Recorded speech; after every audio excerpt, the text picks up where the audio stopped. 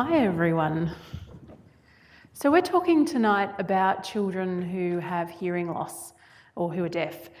Do you know how many children with hearing loss actually can't access the services and the therapy that they need? It's about half. So of all the children that have hearing loss, there's 1 in 2 that actually aren't able to access these programs that we're talking about tonight. So that's half of those children who can't get the support and the therapy and have the same opportunities as the other half of children do. So let me tell you about my friend Ben. Delightful. He's 3 years old. He loves dinosaurs. He has 5 brothers. So as you can imagine, he has a very busy mum and dad. A few parents are having a little panic attack around having 6 boys in the house. They're a beautiful family though, but as you can imagine, they are a really, really busy family. His mum and dad do everything that they can for their children. They take turns in a lot of things. So mum and dad both work shift work. Dad works during the day and mum works overnight. So they take turns in caring for their kids. They even take turns in sleeping. So they're very committed to what they can do for their children. But just thinking about Ben, so he's this delightful little 3-year-old, but he also has hearing loss. So as you can imagine, it's pretty impossible for his family to pack up their 6 children into a car, but they do have a big van, but packing them up and travelling for an hour to their nearest service. So they live in the Macarthur region in Sydney, and for them it means travelling to Liverpool to be able to actually access therapy services for little Ben. So there really just aren't enough hours in a day when you factor in what their daily routine looks like to actually manage their family of 6 kids and work and do all of the things that families need to do to then add in those regular appointments for Ben. It's actually quite impossible. So at the Shepherd Centre, we work really hard to provide some of these amazing programs that you've been hearing about, but there is a big problem for half of the children with hearing loss is they actually can't get to us. So that's really, I find that personally really hard, and I know that that's really not a very nice message to hear. But what we also think is that for children who have hearing loss, it actually shouldn't matter what your postcode is. You should be able to access the service that you need and get that therapy support. So what might happen to Ben? If he can't get the support that he needs and his parents can't get the information that they need to teach him, the future looks pretty grim.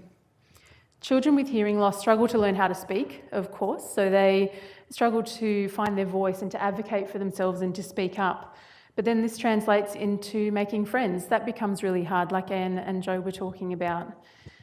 Imagine what it would be like being on a noisy playground and trying to understand what's going on and not having access to the technology or the therapy to help you figure out what to do with all of that noisy sound. It can end up being a very lonely time for children who don't have that support. And the other part that these communication skills then relate to is in the classroom. So we know that children will also have a tough time learning how to read and write and keep up with their academic work as well. So things don't look great if you can't actually get the help that you need. So now imagine if you're Ben's mum or dad and you know some of this information, but you have 5 other children and you live a little bit too far away from a centre to be able to actually get the help that you need. And that's quite a heartbreaking thought, really. I get a bit emotional thinking about my own kids and imagine if I couldn't get that support that I needed. So at the Shepherd Centre, we have 5 established centres, which is great. We've got amazing teams who do some really wonderful work. We've got our speech pathologists who are listening and spoken language specialists, and they help children learn how to listen and how to speak as best they can. We've got a beautiful audiology team who make sure that children can hear as best as they can in the first place. And then I work in the counselling team, so our job is around connecting families together, making sure they feel heard and cared about along the way and helping them to find their resources and other supports that they might need too. So it's a really unique combination of supports that we can provide. It's kind of a one-stop shop to help the future look a bit brighter for children like Ben.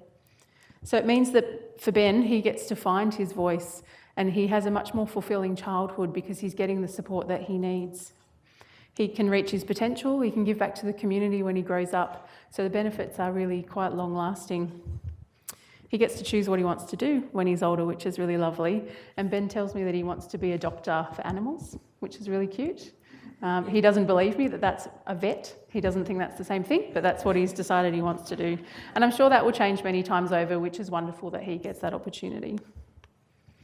So what can we do for kids in the Macarthur area? We really want to reach those children. So what we're doing, there's my car.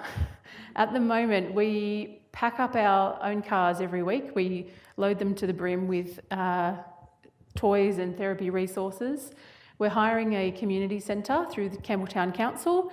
We take everything and drive it down from our Liverpool centre, unpack it all, set everything up, deliver our therapy and our play groups. What we're able to deliver in Minto is where this centre is located. At the end of the day, we put it all away, drive it all back and leave it all there at Liverpool where we can.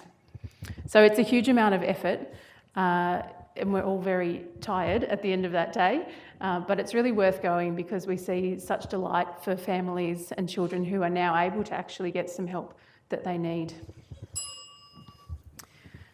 So what can we do tonight? With your help and generosity, we can really make a difference for kids like Ben and for lots of other kids in the Macarthur area. So just remembering that only half of children with a hearing loss are actually getting the help that they need.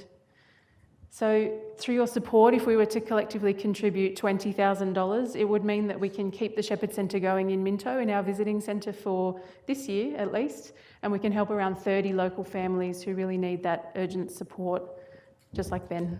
Thanks.